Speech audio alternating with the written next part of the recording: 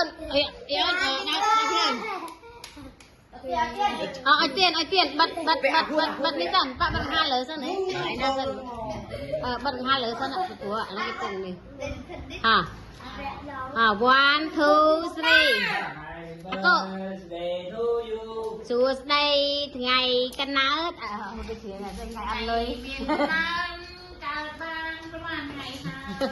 mấy này cái chuyện trong khang hai học lui ngày ăn là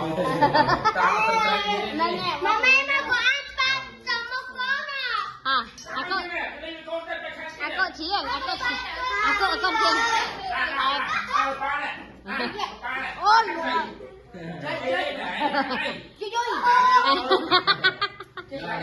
happy birthday aku happy birthday luôn happy birthday to you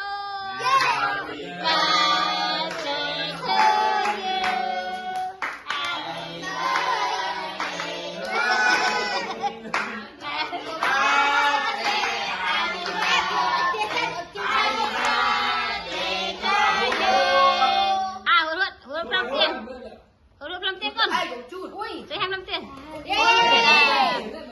chị ấy sẽ đặt con chị này cô cho một cái đá sướng á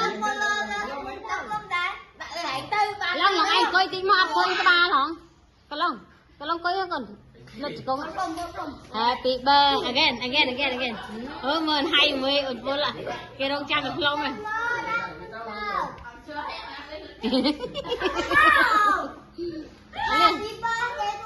again aku du thơ cái đá nữa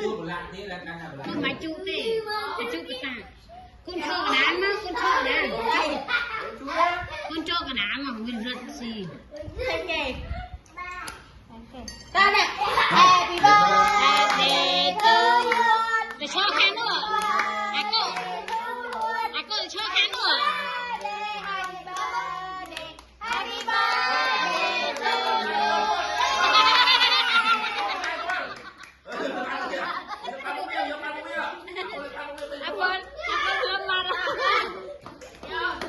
aku cho nó làm chứ bà hốt được hốt được chưa luôn là hay rồi hay ai mình có vậy anh mẹ cứ chết này ông đi sao? cô nhai rồi chú ơi